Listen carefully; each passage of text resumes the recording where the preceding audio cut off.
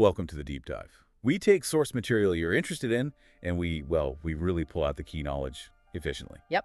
And today we've got a transcript from the Live with Purpose podcast.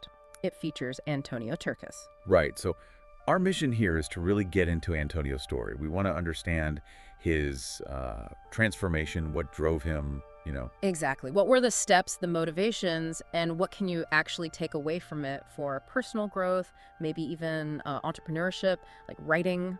Yeah, because it covers quite a bit, doesn't it? Yeah. Health, mindset, writing, even the business side. Lots to potentially learn here. Definitely.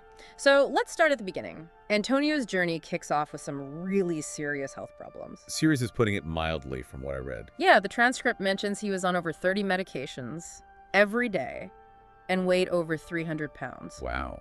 That's a lot to manage. It really paints a picture of someone under, immense physical strain. So what changed? There must have been a specific moment, a catalyst. It sounds like it was a very conscious choice, not gradual, but like a decision point. He decided, okay, I need to take control of my health. Just like that. Well, the decision was the spark, but importantly, he coupled it with action. He started researching, specifically looking into the ketogenic diet. Okay, so the decision led immediately to finding a potential path. Precisely. It's that combination, Yeah. The firm decision and the immediate step towards figuring out the how. It makes you think, what small research step could you take today for one of your own goals? Good point. And his chosen method was keto. For anyone listening who might not know, what does that generally involve? Sure.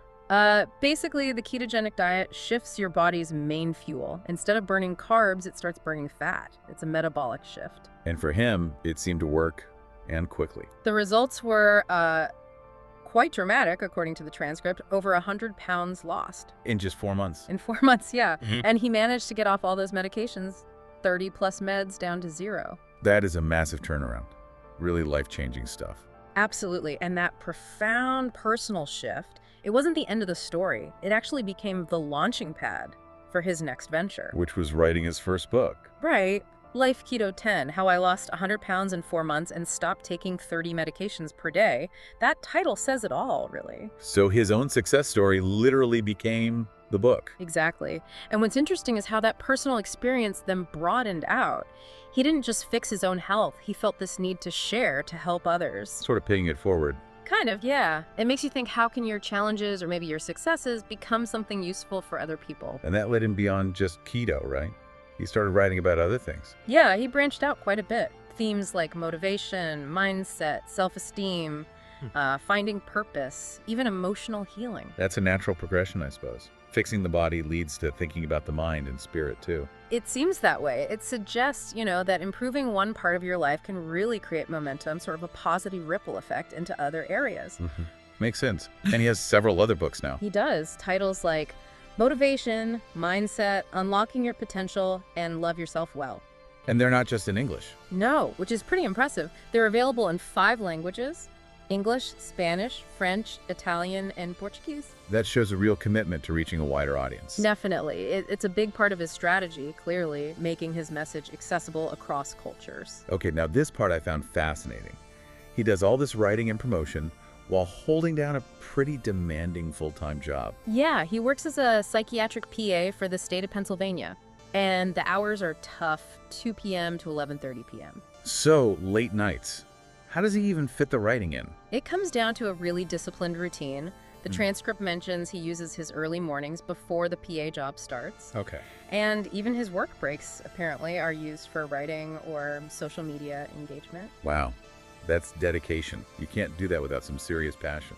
Absolutely. It really highlights the power of, passion combined with discipline, finding those pockets of time when something truly matters to you. It's clearly not just a side hobby for him. It feels like a mission. That's the impression, yes. Yeah. There's a deep sense of purpose driving him to manage both these demanding roles. So let's talk about the business side a bit. How does he sell these books? The main channel mentioned is Amazon, which makes sense given its reach. Standard for many authors these days. And promotion.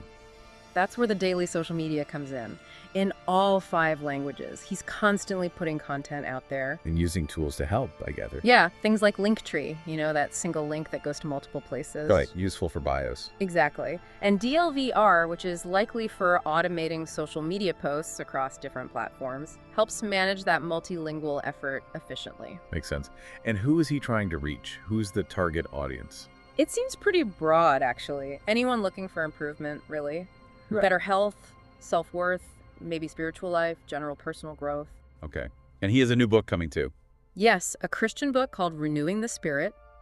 And this one seems a bit more targeted specifically towards singles, divorced individuals, and widowed individuals. Interesting.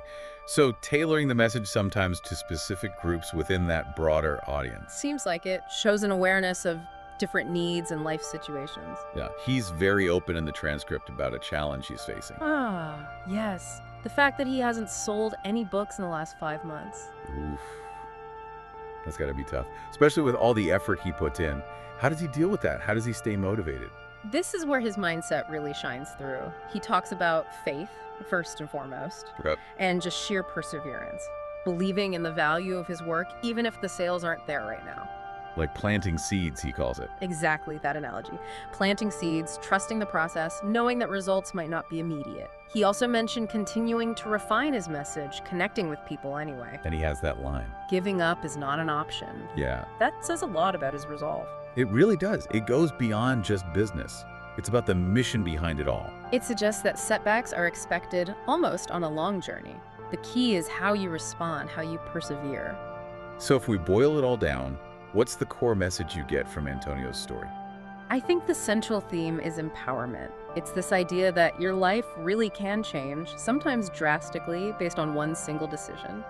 And he's living proof of that. He really is. He Right. changed his body, his health, his mindset, and then built this whole purpose around helping others do something similar. From that really difficult starting point Yeah, to becoming this multilingual author and speaker. exactly. So his message is really believe in yourself, take that first step, have faith, and just keep going, even when it's hard. Embrace the journey. So wrapping up our deep dive here, Mhm. the big takeaways seem to be the incredible power of deciding to change Right, and that real significant transformation is possible. and the absolute need for perseverance, sticking with it even when you don't see immediate results. Yeah, especially then. It really makes you, the listener, think about your own life. Where could one decision, followed by action, lead you? Absolutely. And if you want to check out Antonio's work, he's active on social media, and his Linktree is, let me check, https://linktr.e Antonio Tertus. Good place to start if his message resonates. So this brings us to our final thought for you, building on Antonio's journey. What is one seed, maybe a small action, a commitment, a learning goal that you could plant today? Something you could start even without expecting immediate fruit, but that might just blossom into something really significant down the road for you.